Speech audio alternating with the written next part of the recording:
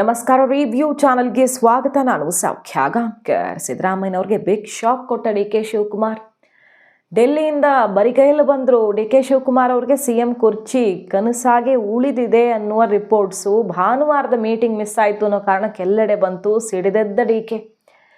ಇಷ್ಟೊತ್ತಿಗೆ ಫೈನಲ್ ಆಗಬೇಕಿತ್ತು ಅನ್ನೋ ಥರ ಎಕ್ಸ್ಪೆಕ್ಟೇಷನ್ ಇತ್ತಲ್ಲ. ಇಂತಹ ಸುದ್ದಿಗಳು ಬರ್ತಿದ್ದಂಗೆ ಸಿಡಿದೆದ್ದಿರುವಂಥ ಡಿ ಕೆ ಎಂಥ ಕೌಂಟರನ್ನು ಕೊಟ್ಟಿದ್ದಾರೆ ನೋಡಿ ಸಿದ್ದು ಬಣಕ್ಕೆ.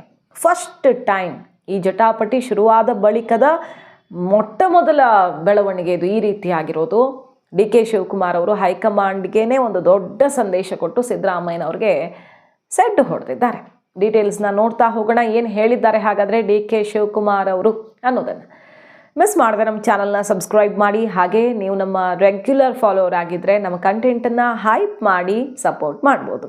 ವೀಕ್ಷಕರೇ, ಡಿ ಕೆ ಶಿವಕುಮಾರ್ ಅವರು ಫಸ್ಟ್ ಟೈಮ್ ಈ ಒಂದು ಹೇಳಿಕೆ ಕೊಟ್ಟಿದ್ದಾರೆ ಡೆಲ್ಲಿಯಿಂದ ಬಂದ ಮೇಲೆ. ಅದೇನು ಅಂತ ಕೇಳಿದ್ರೆ, ರಾಹುಲ್ ಗಾಂಧಿ ಜೊತೆಗೇನೆ ಮಾತುಕತೆಯಾಗಿದೆ. ರಾಹುಲ್ ಗಾಂಧಿ ಎದುರಲ್ಲೇ ಸಿದ್ದರಾಮಯ್ಯ ಡಿ ಕೆ ಶಿವಕುಮಾರ್ ಅವರು ಕೂತು ಕೂಡ ಮಾತಾಗಿದೆ. ರಾಹುಲ್ ಸಮ್ಮುಖದಲ್ಲಿಯೇ ನಿರ್ಧಾರ ಆಗಿದೆ ಅನ್ನುವ ಬಿಗ್ ಬಾಂಬನ್ನು ಡಿ ಕೆ ಫಸ್ಟ್ ಟೈಮ್ ಸಿಡಿಸಿದ್ದಾರೆ. ಈಗ ಆರಂಭದ ಒಪ್ಪಂದದ ವಿಚಾರ ಕೂಡ 4-5 ಜನ ಇದ್ದರು. ಖರ್ಗೆ ಅವರಿದ್ದರು, ವೇಣುಗೋಪಾಲ್ ಅವರಿದ್ದರು, ಬೇರೆಯವರಿದ್ದರು, ಸೋನಿಯಾ ಗಾಂಧಿ, ಪ್ರಿಯಾಂಕಾ ವಾದ್ರಾ ವಿಡಿಯೋ ಕಾಲ್ ಮೂಲಕ ಭರವಸೆ ಕೊಟ್ಟಿದ್ರು, ವಿಡಿಯೋ ಕಾನ್ಫರೆನ್ಸ್ ಮೂಲಕ ಭರವಸೆ ಕೊಟ್ಟಿದ್ರು ಅಂತ ಮಾತ್ರ ಕೇಳಿದ್ವಿ ಅಲ್ವಾ ನಾವು. ಈಗ ರಾಹುಲ್ ಗಾಂಧಿಯವರ ಸಮ್ಮುಖದಲ್ಲಿಯೇ ನಡೆದಿರುವ ಒಂದು ಒಪ್ಪಂದದ ವಿಚಾರವನ್ನು ಫಸ್ಟ್ ಟೈಮ್ ಡಿ ಕೆ ಹೊರಗಡೆ ಇಟ್ಟಿದ್ದಾರೆ.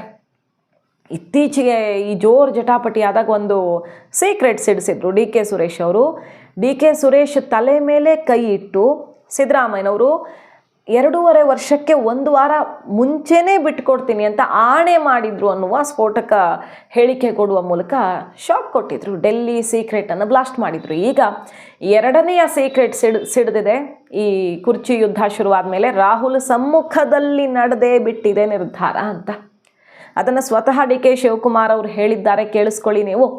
ಮತ್ತು ಡಿ ಕೆ ಸುರೇಶ್ ಅವರು ಏನು ಹೇಳ್ತಿದ್ದಾರೆ, ಸರಿಯಾದ ಸಮಯದಲ್ಲಿ ನಿರ್ಧಾರ ಪ್ರಕಟ ಆಗುತ್ತೆ ಅನ್ನೋ ಮಾತನ್ನು ರಾಹುಲ್ ಗಾಂಧಿ ಅವರು ಕಳಿಸ್ಬಿಟ್ಟಿದ್ದಾರೆ.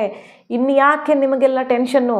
ಹಣೆಯಲ್ಲಿ ಬರ್ತಿದ್ರೆ ಅವರು CM ಆಗೋದನ್ನು ತಪ್ಸೋಕ್ಕಾಗತ್ತಾ ಅಂತಿದ್ದಾರೆ ಡಿ ಕೆ ಸುರೇಶ್ ಅವರು. ಸೊ ವಿಶೇಷ ಅಧಿವೇಶನದ ಬಳಿಕ ಫೆಬ್ರವರಿ 2ನೇ ತಾರೀಕು ಅನ್ನೋದು ಈಗಾಗಲೇ ನಾವು ನಿಮ್ಮ ಮುಂದೆ ಇಟ್ಟಿದ್ವಿ. ಫೆಬ್ರವರಿ 2 ಒಂದು ನಿರ್ಣಾಯಕವಾದ ದಿನ. ರಾಜ್ಯ ಕಾಂಗ್ರೆಸ್ ಕುರ್ಚಿ ಫೈಟ್ಗೆ ಸಂಬಂಧಪಟ್ಟಂತೆ ಅದು ಬಹಿರಂಗವಾಗಿ ಅನೌನ್ಸ್ ಆಗದೇ ಇದ್ದರೂ ಅವತ್ತು ತೀರ್ಮಾನ ಪ್ರಕಟವಾಗುತ್ತೆ ರಾಹುಲ್ ಗಾಂಧಿಯವರಿಂದ ಅಂತ.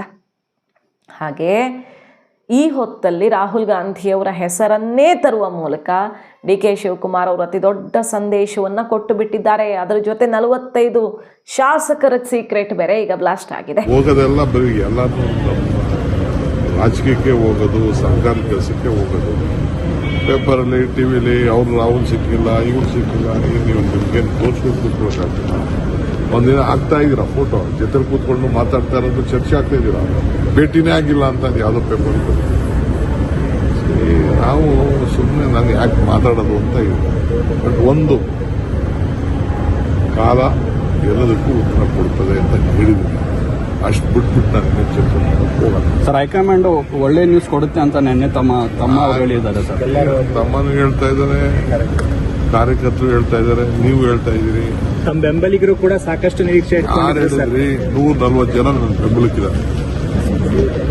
140 ಜನ ಬೆಂಬಲಕ್ಕಿದ್ದಾರೆ, ಇನ್ಕ್ಲೂಡಿಂಗ್ ಚೀಫ್ ಮಿನಿಸ್ಟರ್ ನನ್ನ ಬೆಂಬಲಕ್ಕಿದ್ದಾರೆ. ನಿಮ್ಗೆ ಗೊತ್ತಿದೆಯಾ ನಾನು ಚೀಫ್ ಮಿನಿಸ್ಟರ್ ಏನು ಮಾತಾಡಿದ್ದೀವಿ ಅಂತ?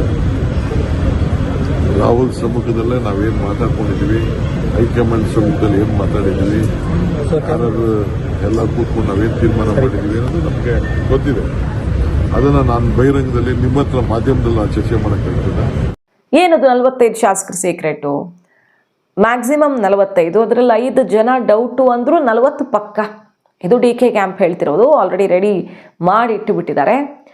ವಿಶೇಷ ಅಧಿವೇಶನದ ಮುಂಚಿನ ದಿನ ಈ 40ರಿಂದ 45 ಶಾಸಕರು ಒಟ್ಟಿಗೆ ಸೇರಿ ಮೀಟಿಂಗನ್ನು ಮಾಡಲಿದ್ದಾರೆ. ಒಂದು ಬಹುಜನದ ರೀತಿಯಲ್ಲಿ ಡಿ ಕೆ ಶಿವಕುಮಾರ್ ಅವರು CM ಆಗಬೇಕು ಅಂತ ಸಪೋರ್ಟ್ ಮಾಡಿ.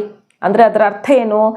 40ರಿಂದ 45 ಶಾಸಕರು ಸಿದ್ದರಾಮಯ್ಯನವರ ವಿರುದ್ಧ ದಿಕ್ಕಿನಲ್ಲಿ ನಿಂತು ಬಿಟ್ಟಿದ್ದಾರೆ ಅಂತ. ಇದು ಖಚಿತ ಮೂಲಗಳಿಂದಲೇ ರಿಪೋರ್ಟ್ ಆಗ್ತಿರೋದು. ಹಾಗಾಗಿ ಅಚ್ಚರಿಗೆ ಕಾರಣ ಆಗಿದೆ. ಡಿ ಕೆ ಶಿವಕುಮಾರ್ ಅವರು ಈಗ ನೆಕ್ಸ್ಟ್ ಸ್ಟೆಪ್ಪನ್ನು ತಗೊಳ್ತಿದ್ದಾರೆ ಅಂತ. ಸಿದ್ದರಾಮಯ್ಯನವರು ಇದೇ ರೀತಿ ಹಠ ಹಿಡಿದು ಕೂತ್ರೆ ಹೈಕಮಾಂಡ್ ಕಷ್ಟ ಆಗ್ತಿರೋದೇನು? ಹೈಕಮಾಂಡ್ ಒಪ್ಪಿಕೊಳ್ಳುತ್ತೆ ಅಂದರೂ ಕೂಡ ಅದ್ರ ಪರಿಣಾಮ ಸಿದ್ದರಾಮಯ್ಯನವರು ಯಾವ ಥರ ತಗೊಳ್ತಾರೆ ಅದನ್ನು, ಒಬ್ಬ ದೊಡ್ಡ ನಾಯಕನನ್ನು ಹೆಂಗೆಂಗೋ ಇಳಿಸೋಕ್ಕಾಗಲ್ವಲ್ಲ ಅನ್ನೋದೇ ಅಲ್ವ ಈಗ ಇರೋ ಸವಾಲು. ಸೊ ಸಿದ್ದರಾಮಯ್ಯನವ್ರಿಗೆ ಶಾಸಕರ ಬಲ ಇಲ್ಲ. ಈಗ 45 ಶಾಸಕರು ಸರ್ಕಾರದ ವಿರುದ್ಧ ನಿಂತರೆ ಏನಾಗುತ್ತೆ?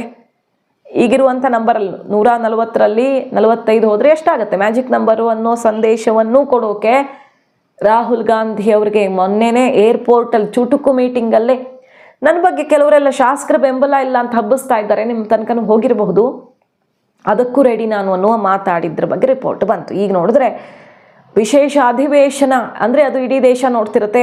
ರಾಮ್ಜಿ ವಿರುದ್ಧ ಕರ್ನಾಟಕದಲ್ಲಿ ಕಾಂಗ್ರೆಸ್ ಮಾಡ್ತಿರೋದಲ್ವಾ, ಆ ಸಮಯದಲ್ಲಿ ಡಿ ಕೆ ಶಿವಕುಮಾರ್ ಅವರು 45 ಶಾಸಕರನ್ನ ಒಟ್ಟಿಗೆ ಕೂರಿಸಿದ್ರೆ ಅದು ದೊಡ್ಡ ಡೆವಲಪ್ಮೆಂಟ್ ಆಗತ್ತೆ. ಸರ್ಕಾರವೇ ಸಮಸ್ಯೆ ಆಗಬಹುದು, ಪಕ್ಷಕ್ಕೆ ಧಕ್ಕೆ ಬರಬಹುದು. ಇದು ಹಿಂಗೆ ಮುಂದುವರಿತಾ ಹೋದರೆ, ಕೊಟ್ಟು ಮಾತು ತಪ್ಪಿದ್ರೆ ಅಂತ ಖರ್ಗೆ ಅವರ ಎದುರು ಮನಸ್ಸು ಬಿಚ್ಚು ಹೇಳೇ ಬಿಟ್ಟಿದ್ದಾರೆ ಡಿ ಕೆ. ಅದ್ರ ಬೆನ್ನಲ್ಲೇ ಈ ಮೆಗಾ ಸ್ಟೆಪ್ ತಗೊಳ್ತಿರೋದು. ಡಿ ಕೆ ಸುರೇಶ್ ಅವ್ರು ಬೇರೆ ಕೆಲವ್ರಿಗೆ ಕೊಟ್ಟು ಮಾತನ್ನ ನೆನಪಿರಲ್ಲ, ಕನಕಪುರ ಮಣ್ಣಿನ ಗುಣದಲ್ಲೇ ಕೊಟ್ಟು ಮಾತು ಉಳಿಸ್ಕೊಳ್ಳೋ ಒಂದು ಗುಣ ಇದೆ ಅಂತೆಲ್ಲ ಸೆಡ್ ಹೊಡೆದು ಬಿಟ್ಟಿದ್ದಾರೆ. ಮಾತು ಕೊಡೋಕ್ಕಿಂತ ಮುಂಚೆ ಯೋಚನೆ ಮಾಡಬೇಕು, ಆಮೇಲೆ ಅದನ್ನು ಮರ್ತರಾಗಲ್ಲ ಅಂತ ನೇರವಾಗಿ ಸಿದ್ದರಾಮಯ್ಯನವರ ವಿರುದ್ಧ ತಿರುಗಿ ಬಿದ್ದಂಗೆ ಆಗಿದೆ. ಇದು ಇನ್ನೇನು ಮುಚ್ಚು ಮರೆ ಪರೋಕ್ಷ ಗಿರೋಕ್ಷ ಇಲ್ಲ, ಪ್ರತ್ಯಕ್ಷವಾಗೇ ತಿರುಗಿ ಬಿದ್ದಿರೋದು ಡಿ ಕೆ ಬ್ರದರ್ಸ್ ಅನ್ನೋದು ಸ್ಪಷ್ಟವಾಗಿ ಕಾಣಿಸ್ತಿದೆ. ಇನ್ನೂ ಒಂದು ಮಾತು ಹೇಳ್ತಾರೆ ಡಿ ಕೆ ಸುರೇಶ್ ಅವರು, ಪಕ್ಷದ ಹಿತದೃಷ್ಟಿಯಿಂದ ಮತ್ತು ಶಾಸಕರ ಹಿತದೃಷ್ಟಿಯಿಂದ ತಾಳ್ಮೆಯಿಂದ ಇದ್ದೀವಿ. ಸೊ ತಾಳ್ಮೆಯಿಂದ ಇದ್ದೀವಿ ನಾವು, ಪಕ್ಷಕ್ಕೋಸ್ಕರ ಅವರೇ ಅಧ್ಯಕ್ಷರು, ಶಿಸ್ತು ಹಾಳಾಗಬಾರ್ದು ಅಂತ ತಾಳ್ಮೆಯಿಂದ ಇದ್ದೀವಿ, ನೆನಪಿರಲಿ ಅನ್ನುವಂಥ ದೊಡ್ಡ ಸಂದೇಶನೂ ಹೋಗಿದೆ.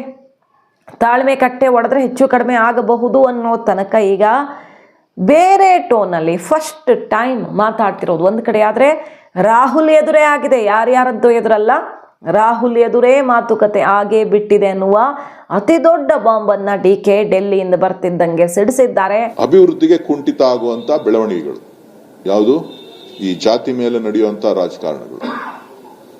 ಸೊ ಶಿವಕುಮಾರ್ ಅವರು ಯಾವತ್ತೂ ಕೂಡ ಪಕ್ಷಕ್ಕೆ ನಿಷ್ಠರಾಗಿದ್ದಾರೆ ಹೊರತು ವ್ಯಕ್ತಿಗೆ ನಿಷ್ಠರಾಗಿಲ್ಲ. ಅವರು ಪ್ರತಿ ಭಾಷಣದಲ್ಲೂ ಕೂಡ ಹೇಳ್ತಾನೆ ಇರ್ತಾರೆ, ನಾನು ಪಕ್ಷಕ್ಕೆ ನಿಷ್ಠೆಯಿಂದ ಇದ್ದೇನೆ ಅಂತ ಹೇಳಿ. ಕೆಲವರು ವ್ಯಕ್ತಿಗೆ ನಿಷ್ಠೆಯಿಂದ ಇರ್ತಾರೆ, ಸೊ ಕೆಲವರು ಅಧಿಕಾರಕ್ಕೋಸ್ಕರನೇ ಇರ್ತಾರೆ. ಸೊ ಡಿ ಕೆ ಶಿವಕುಮಾರ್ ಅವರು ಮೊದಲಿಂದನೂ ಕೂಡ ಎಲ್ಲಾ ತರದ ನೋವುಗಳನ್ನ, ಕಷ್ಟವನ್ನ ಪಕ್ಷದ ಜೊತೆ, ಪಕ್ಷದಲ್ಲಿ ಅಧಿಕಾರ ಇದ್ದಾಗ, ಇಲ್ಲದೆ ಇದ್ದಾಗ ಎಲ್ಲ ಸಂದರ್ಭದಲ್ಲೂ ಕೂಡ ಇದ್ದಾರೆ. ಸೊ ಹಾಗಾಗಿ ಎಲ್ಲವನ್ನು ಕೂಡ ತಾಳ್ಮೆಯಿಂದ ನೋಡ್ತಾ ಇದ್ದಾರೆ.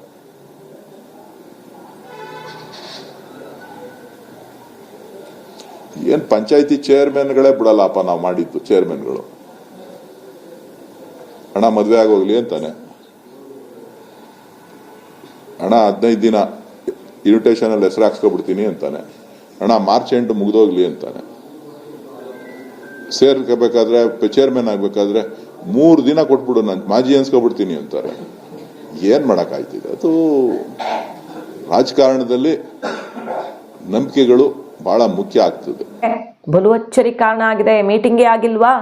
ಯಾಕೆ ನಾನು ಕೂತು ಮಾತಾಡಿದ್ದನ್ನ ನೀವೇ ಪ್ರಸಾರ ಮಾಡಿ ಮತ್ತೆ ನೆಕ್ಸ್ಟ್ ಡೇ ಮೀಟಿಂಗೇ ಆಗಿಲ್ಲ ಅಂತಿರಲ್ಲ ಅಂತ ಕೂಡ ಸಿಟ್ ಮಾಡ್ಕೊಂಡ್ರು ಮೀಡಿಯಾಗಳ ಮೇಲೆ. ಯಾಕಂದ್ರೆ ಗುರುವಾರ ಮೀಟಿಂಗ್ ಆಗಿರುತ್ತೆ, ಗುರುವಾರನೂ ಶುಕ್ರವಾರನೂ ಖರ್ಗೆ ಅವ್ರ ನಿವಾಸದಲ್ಲಿ 15 ನಿಮಿಷ ಮೀಟಿಂಗ್ ಆಗಿರುತ್ತೆ. ಭಾನುವಾರದ ಮೀಟಿಂಗ್ ಕ್ಯಾನ್ಸಲ್ ಆಗುತ್ತೆ. ಸೊ ಒಂದು ಮೀಟಿಂಗ್ ಆಗಿದೆ, ಚುಟುಕು ಮೀಟಿಂಗ್ಗಳೆಲ್ಲ ಸೇರಿ 2-3 ಸಲ ರಾಹುಲ್ ಗಾಂಧಿ ಡಿ ಕೆ ಮುಖಾಮುಖಿ ಆಗಿದ್ದಾರೆ. ಇನ್ನೊಂದು ಮೀಟಿಂಗ್ ಮಾತ್ರ ಕ್ಯಾನ್ಸಲ್ ಆಗಿದ್ದು. ಈಗ ಸಿಡಿದೆದ್ದ ಡಿ ಕೆ ಅಚ್ಚರಿಯ ಹೆಜ್ಜೆಯನ್ನೇ ಇಡ್ತಿದ್ದಾರೆ ರಾಜ್ಯ ಕಾಂಗ್ರೆಸ್ನಲ್ಲಿ. ಇದು ಬಹಳ ಮೇಜರ್ ಸ್ಟೆಪ್. ಈ ಹೊತ್ತಲ್ಲಿ ಸೀನಿಯರ್ ಲೀಡರ್ AK ಆಂಟೋನಿ ಅವರನ್ನ KJ ಜಾರ್ಜ್ ಅವರು ಹೋಗಿ ಮೀಟ್ ಆಗಿರೋದು ಕೂಡ ಗಮನ ಸೆಳೀತಿದೆ. ಮಾಹಿತಿ ಇಷ್ಟ ಆಗಿದ್ರೆ ಮಿಸ್ ಮಾಡದೆ ನಮ್ಮ ಚಾನಲ್ನ ಸಬ್ಸ್ಕ್ರೈಬ್ ಮಾಡಿ, ನಿಮ್ಮ ಅಭಿಪ್ರಾಯ ಕಮೆಂಟ್ ಮಾಡಿ ತಿಳಿಸಿ. Thank you.